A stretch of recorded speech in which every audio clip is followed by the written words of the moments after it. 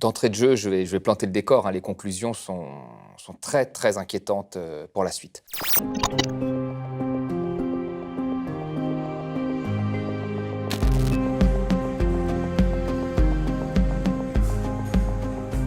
Déjà, merci à vous de consacrer une émission à l'écologie.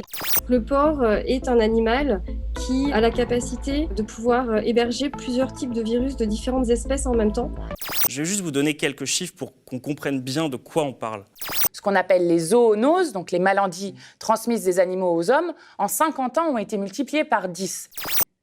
Donc voilà ce qui s'est passé concrètement. Donc on n'est pas en train de jouer là avec des chiffres, hein. Derrière, ça concerne des vies humaines.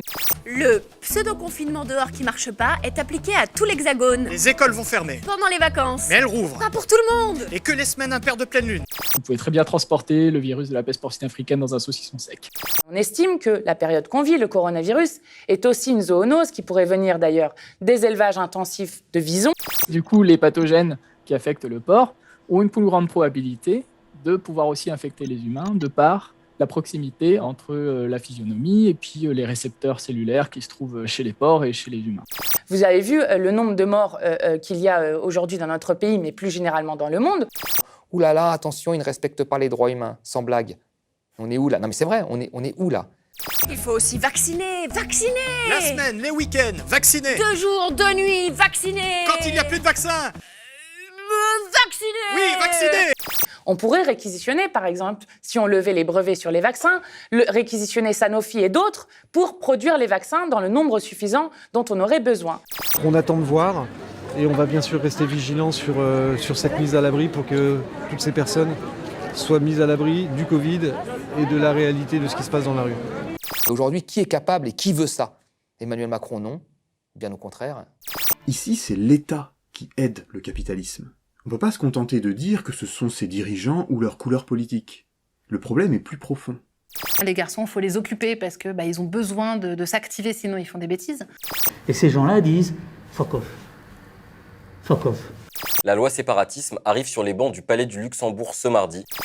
On est sur un truc extrêmement libéral, une approche très libérale qui vise pour moi à casser clairement l'État social. Donc on se retrouve avec une réforme qui annonce que ce sont les plus précaires, ceux qui sont plus dans la difficulté, qui vont en plus voir leurs droits abaissés. Moi, je trouve ça absolument honteux et indigne de notre pays. Et ce qui était intéressant, c'est qu'à l'origine, on utilisait ce mot pour désigner plutôt les élites qui faisaient sécession ou qui se séparaient du reste de la société. Et ce mouvement ne risque pas de s'arrêter avec la loi sécurité globale, puisque son esprit est précisément de renforcer la collaboration entre le privé et le public, en instaurant un continuum de sécurité. Mais c'est une aberration, ces choses-là. C'est une aberration. Et donc, on sait très bien quelle va être la conclusion. L'esprit, c'est de rendre suspect le fait musulman ou la manifestation ou la présence musulmane dans l'espace public. C'est là où on voit tout le jeu de normes et de construction des représentations collectives qui vont permettre aussi de construire des processus de classement et de déclassement. La discrimination, maintenant, avance à visage découvert au gouvernement. Après 11 gardes à vue, 5 perquisitions, 5 procès et 5 ans de lutte, l'activiste Cédric Héroux est relaxé.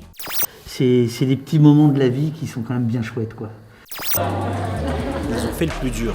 Ils ont ouvert la voie.